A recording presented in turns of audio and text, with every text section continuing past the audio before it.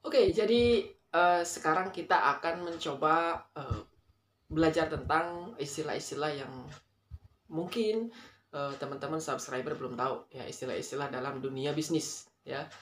Ada apa aja ini menarik banget, bahkan saya pun baru tahu beberapa istilah ini dan kita akan coba bahas bareng-bareng di sini ya.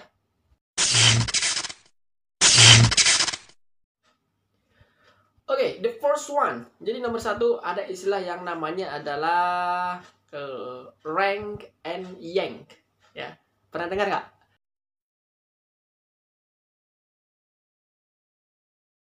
Rank and yank. Jadi ini sebuah istilah yang menunjukkan sebuah kasta gitu ya dalam posisi-posisi karyawan di sebuah perusahaan. Misalkan ya ada orang-orang tertentu yang memang dia di posisi elit gitu ya, posisi yang top. Kemudian ada orang-orang yang memang dia hanya bisa ditempatkan di posisi yang middle aja, yang tengah-tengah gitu ya. Tapi ada juga orang-orang yang memang dipaksa kayak gimana pun dia nggak bisa. Jadi dia itu berada di posisi yang paling bawah gitu. Nah ini kontroversial juga ketika ini diterapkan dalam sebuah manajemen perusahaan ya, khususnya untuk mereka-mereka yang posisinya yang di bawah ini gitu ya. Jadi ada sistem ranking di sana ya. Nah yang menjadi masalah adalah kalau misalkan si top manajemennya itu menerapkan bahwa yang paling rendah ini nih posisinya, kalau misalkan dia nggak perform sama sekali, mau tidak mau dia harus out dari perusahaan gitu kan, you got fired. Ya sudah gitu kan, perusahaan nggak butuh lu gitu kan, karena lu nggak bisa ngapa-ngapain, kurang lebih begitulah ya. Jadi ini nama istilahnya tadi saya ulangin lagi adalah rank and yank. Selanjutnya yang kedua, the second one, ada yang namanya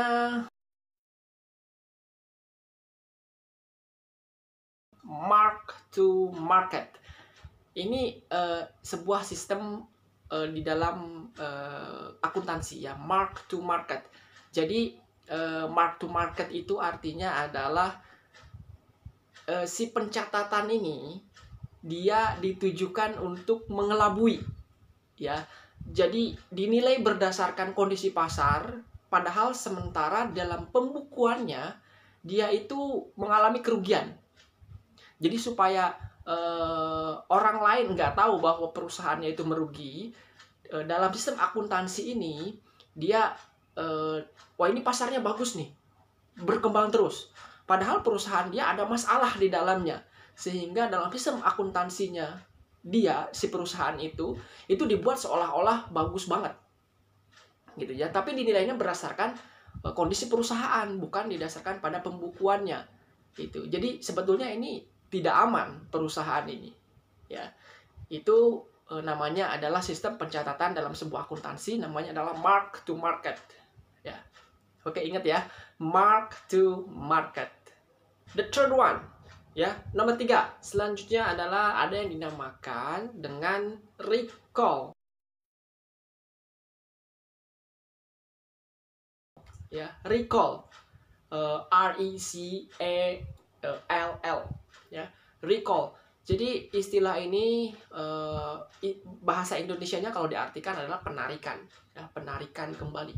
Jadi kalau misalkan kita sudah mendistribusikan barang ya, produk kita, produk perusahaan kita sudah ada di pasaran, ternyata ada something yang wah ini produk ini ada cacatnya lah meskipun sedikit ya.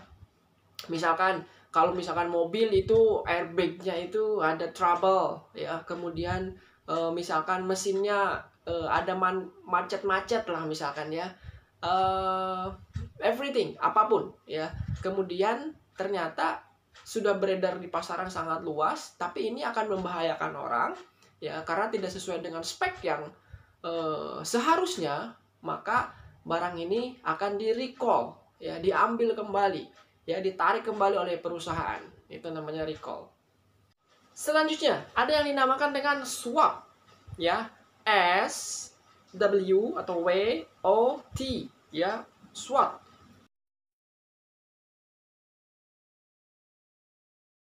Apa sih SWOT itu? SWOT itu singkatan, ya. SWOT itu singkatan dari strength, kemudian weakness, kemudian O-nya itu adalah opportunity, kemudian T-nya adalah threat atau ancaman. Jadi si SWOT ini kalau dibagi itu jadi dua. Yang pertama itu strength sama weakness, itu bagian internal. Jadi strength itu kekuatan, kemudian weakness itu adalah kelemahan.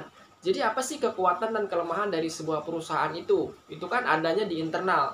Nah, sementara di bagian eksternal, di bagian luar nih sebelah sini, itu yang dinamakan dengan tadi dua terakhir, ya, opportunity sama threats. Jadi opportunity itu adalah peluang, sedangkan threats itu adalah ancaman. Artinya peluang ini kan berasalnya dari luar, ya, ancaman juga dari luar. Nah, keseluruhan ini dinamakan dengan SWOT. Ini akan menggambarkan seberapa kuat Anda, seberapa lemahnya perusahaan Anda, kemudian seberapa bagusnya peluang yang Anda punya dalam bisnis itu, dan seberapa hebat ancaman yang akan Anda terima, ya, ketika Anda menjalankan bisnis tersebut. Itu namanya SWOT, ya, strength, weakness, opportunity, and threats, ancaman. Oke. Istilah yang terakhir yang akan saya sampaikan di video kali ini itu ada yang dinamakan dengan RACI Matrix. Ya, RACI Matrix.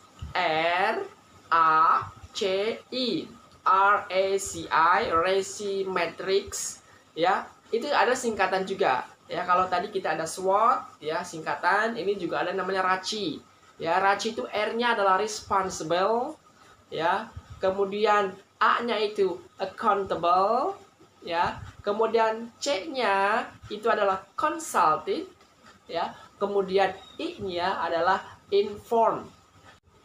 Nah, apa sih responsible? Ya, responsible itu adalah menggambarkan siapa sih yang bertanggung jawab dengan sebuah proses yang terjadi di perusahaan tersebut. Yang kedua adalah accountable.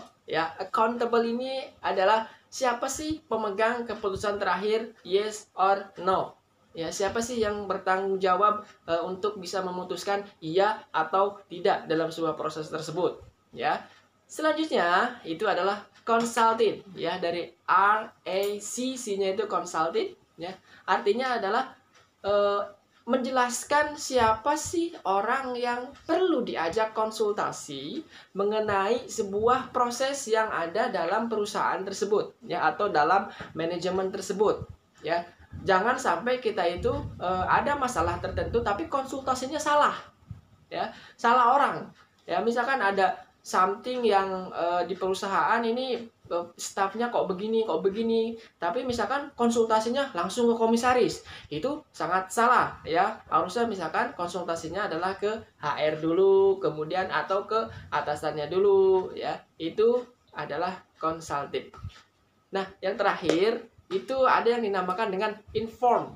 Jadi ini akan menunjukkan siapa aja sih yang orang-orang dalam manajemen tersebut atau dalam proses tersebut atau dalam perusahaan tersebut yang perlu diberi informasi. Jadi hanya diinformasikan saja dia, ya.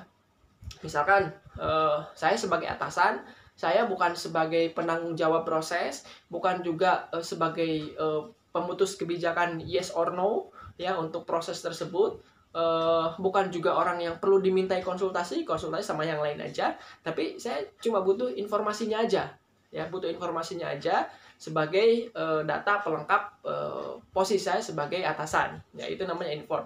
Ini ada dalam sebuah RACI Matrix. Nah, itu aja tadi. Ada berapa tadi ya? Ada 5, ya, ada 5 istilah yang coba saya kasih tahu gambarannya istilah-istilah tersebut apa.